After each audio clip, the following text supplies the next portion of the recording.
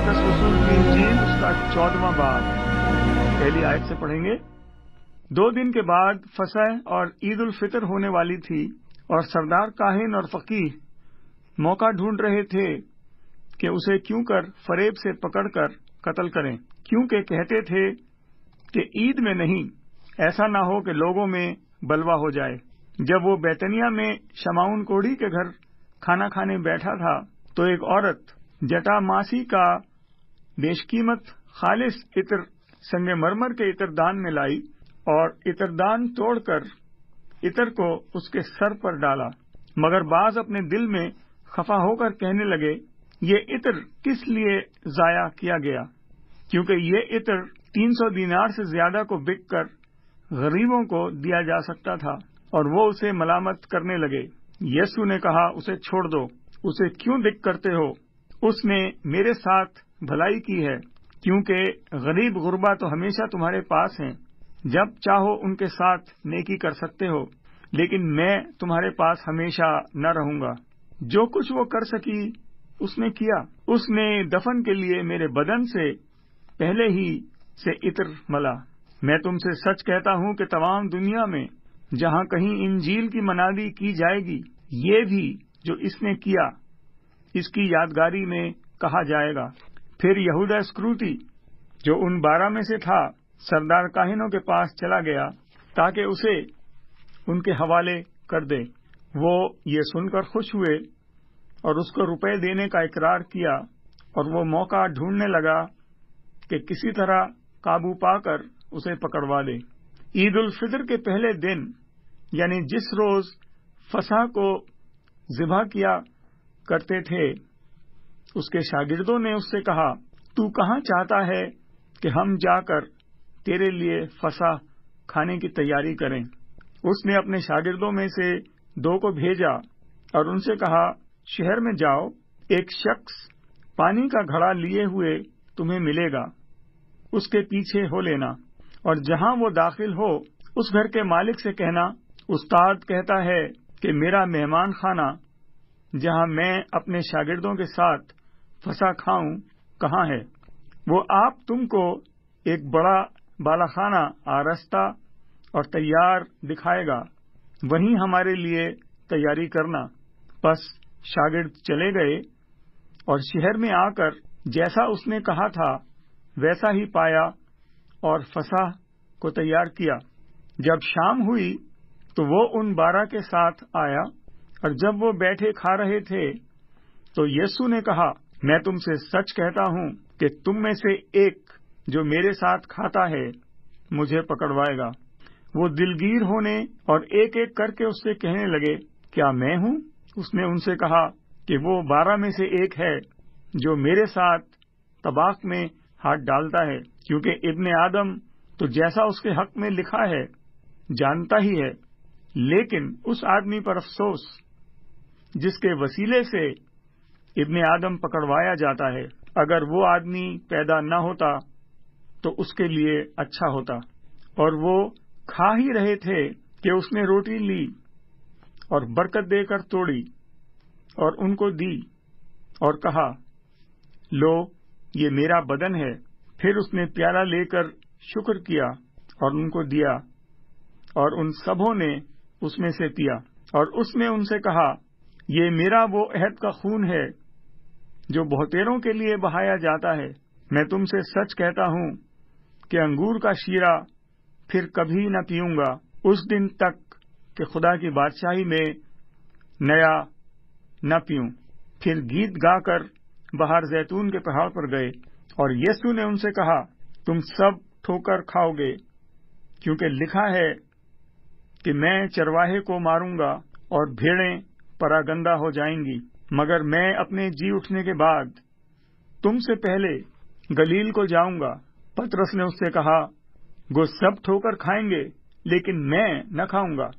यीशु ने उससे कहा, मैं तुझसे सच कहता हूं कि तू आज इसी रात मूर्ख के 2 बार बांग देने से पहले 3 बार मेरा इनकार करेगा।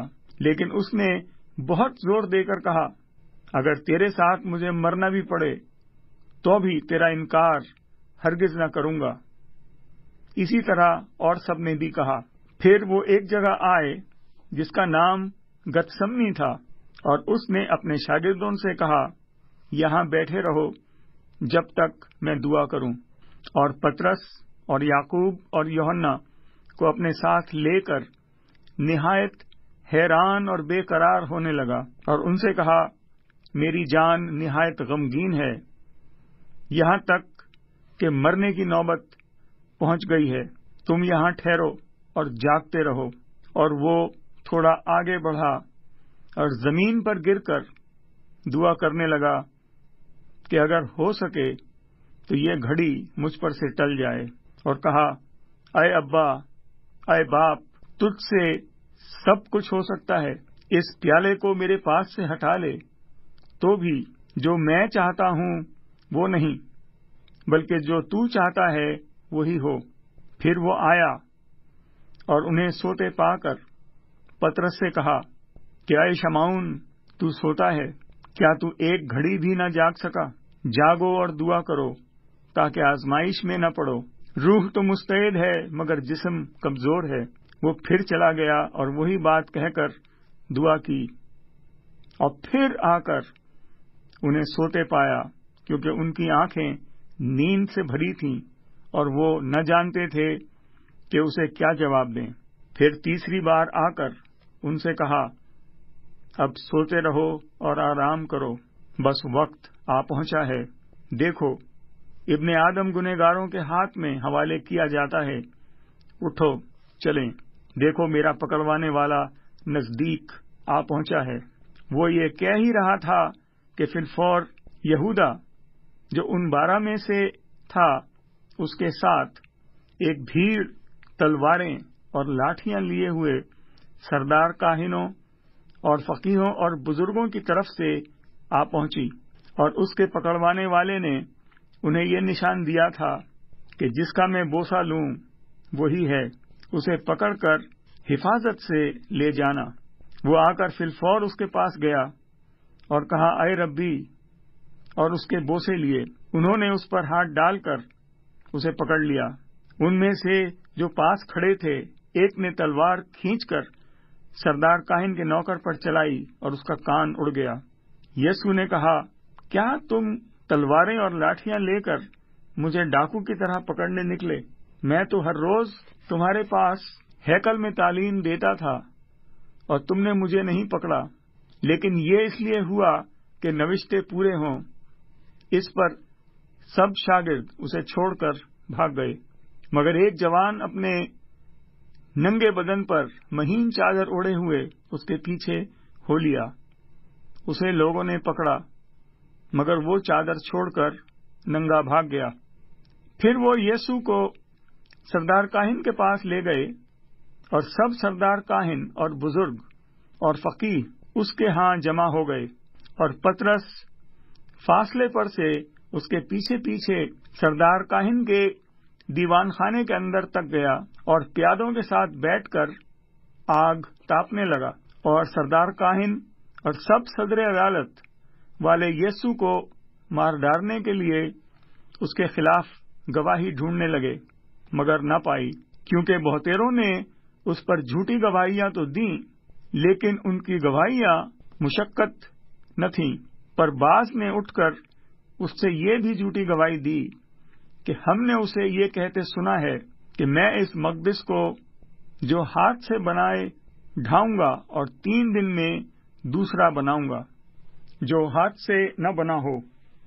لیکن اس پر بھی ان کی گواہی متفق نہ نکلی۔ پھر سردار کاہن نے بیچ کھڑے ہو کر یسوع سے یہ پوچھا کہ تو کچھ جواب کیوں نہیں دیتا؟ یہ تیرے خلاف کیا گواہی دیتے ہیں؟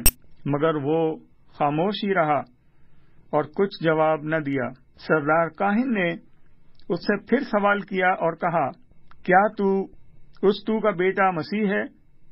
یسوع نے کہا، ہاں میں ہوں، اور تم ابن آدم کو قادر مطلق کی دہنی طرف بیٹھے اور آسمان کے بادلوں کے ساتھ آتے دیکھو گے۔